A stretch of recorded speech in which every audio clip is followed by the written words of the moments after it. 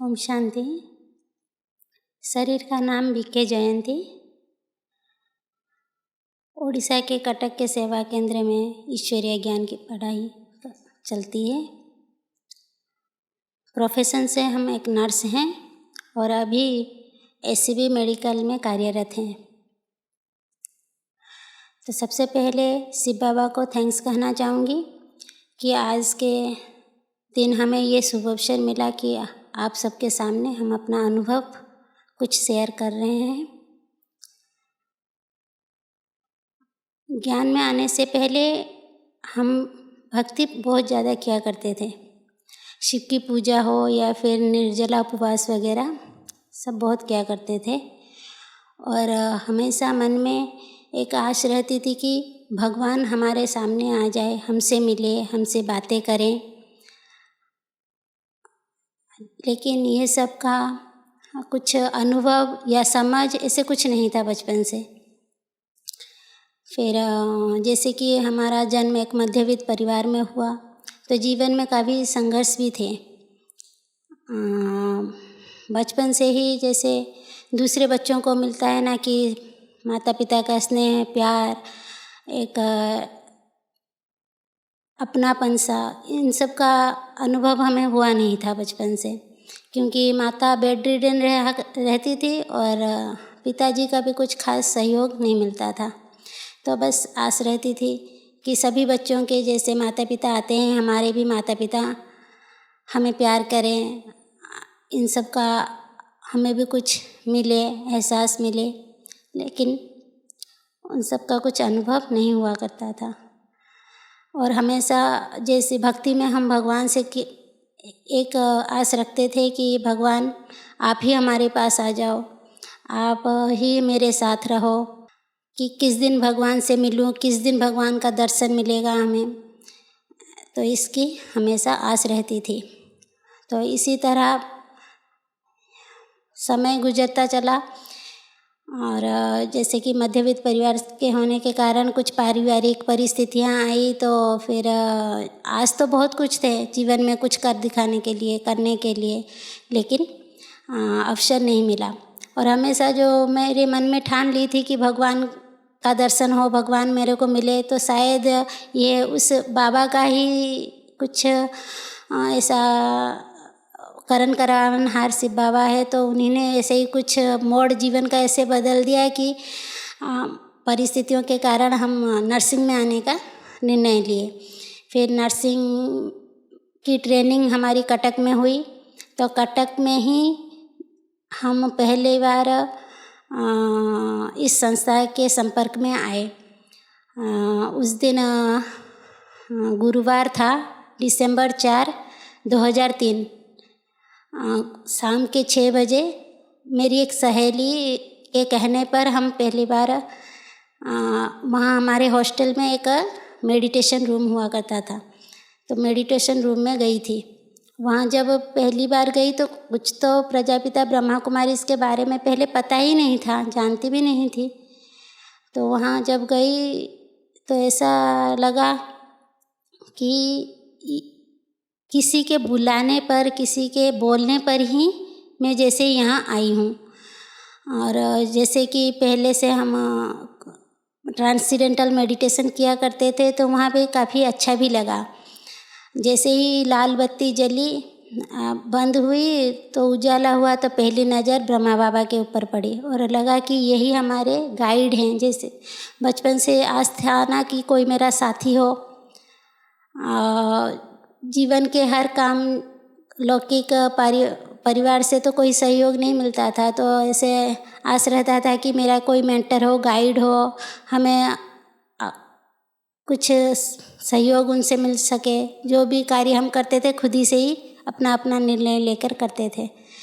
तो यहाँ लगा जैसे कि यही वो इंसान हैं जो कि हमें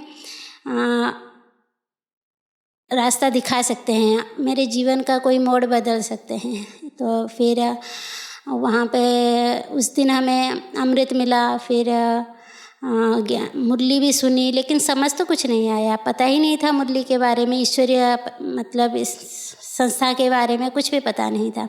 फिर धीरे धीरे वहाँ के लाइब्रेरी से बुक पढ़ते पढ़ते पता चला कि ऐसे प्रजापिता ब्रह्मा कुमारी की कोई संस्था है और यहाँ पर ऐसे भगवान आते हैं, फिर विश्व परिवर्तन का कार्य होता है।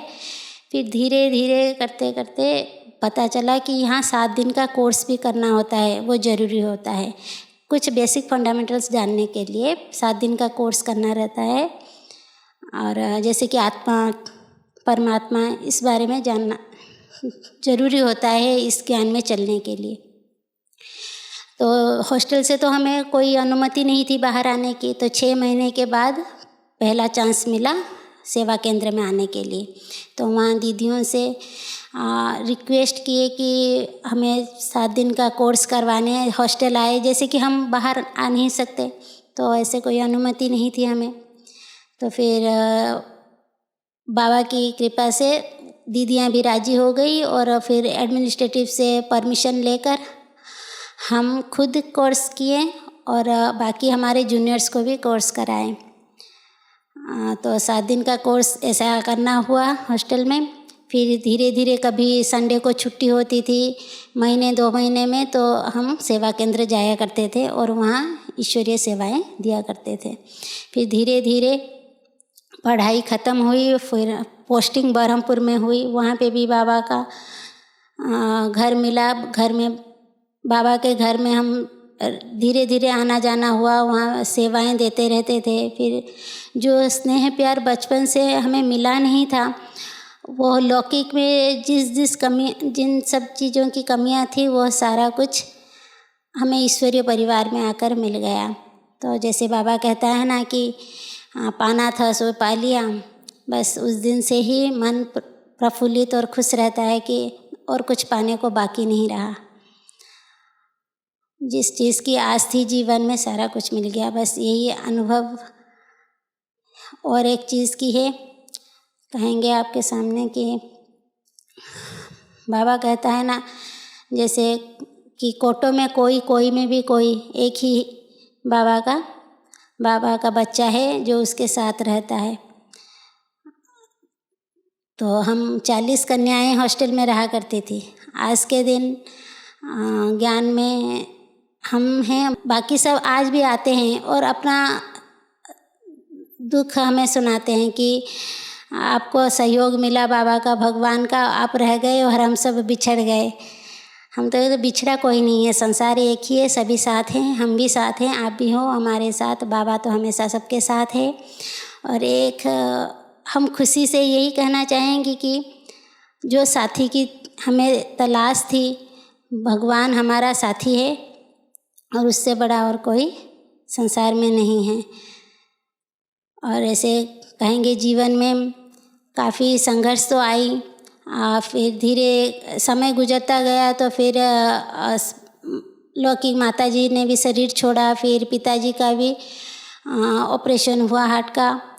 फिर ऐसे ईश्वरीय सेवाएं तो देते रहते थे। बाबा कहता है ना कि डबल सर्जन, डबल सेवाओं का हमें करने का वो एक अनुभव हुआ कि रूहानी हमें वॉरियर बनाया। तो जिस्मानी सेवाओं के साथ साथ हम रूहानी सेवाएं भी देने का हमें बहुत अच्छा अवसर मिला इस जीवन में। तो हम ईश्वरीय ज्ञान में आकर काफ़ी खुश हैं। और हम सभी को भी कहना चाहेंगे कि जैसे कि आज के इस व्यस्तमय जीवन में सभी काफ़ी व्यस्त हैं और स्ट्रेस्ड हैं, तो इस स्ट्रेसफुल लाइफ में ऐसा सबसे अच्छा कोई अगर चीज़ है तो वो मेडिटेशन है। Meditation is the best medicine. और उस मेडिसिन से ही हम अपने लाइफ को खुशहाल बना सकते हैं। तो जैसे कि इस अभी का समय चल रहा है, कोरोना का समय, तो इस कोरोना में सभी व्यस्त और विव्रत हो जाते हैं क्योंकि उनके मन को सहारा देने वाला कोई नहीं रहता। तो इस जीवन में, इस ईश्वरीय ज्ञान में आने से हमें इस बात की पुष्टि हुई है कि हमारा साथी है, हमारे साथ है। भगवान से हमें जो अष्ट शक्ति मिली हुई है उसका हम काफ़ी इस्तेमाल कर सकते हैं इस व्यस्तमय जीवन में।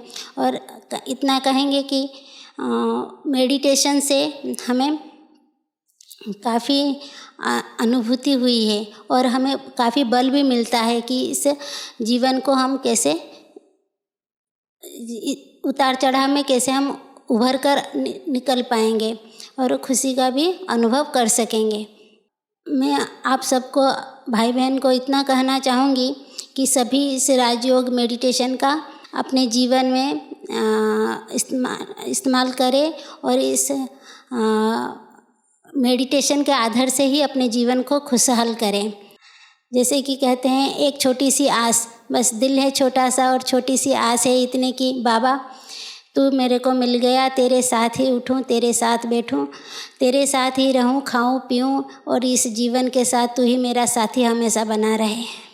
तेरे साथ ही जो नई सृष्टि की, नई दुनिया की तुमने रचना करने का आभार रखा है, इस इतने दूर से आकर हम सब बच्चों को अपने साथ अपना साथी बनाया है, तो उस नई दुनिया की ओर हम जरूर चलना चाहेंगे और जाएंगे और एक नई स्वर्णिम दुनिया को साथ लाएंगे। इस ईश्वरीय विश्वविद्यालय में रोज़ जो हम दिव्य गुण की धारणाएं करते हैं, उस दिव्य गुण की धारणाओं से हम जरूर आगे चलकर एक नई दुनिया, एक स्वर्णिम दुनिया की स्थापना जरूर कर पाएंगे। और सभी भाई बहनों से आस है कि सभी हमें इस स्थापना के कार्य में सहयोग करें। सहयोग सिर्फ अपने ही कर्ममय व्यस्तमय जीवन से कुछ समय निकालकर हमें उस समय की अनुभूति कराएं। इतना ही कहते हुए अपने अनुभव को रखूँगी। ओम शांति। ओम शांति।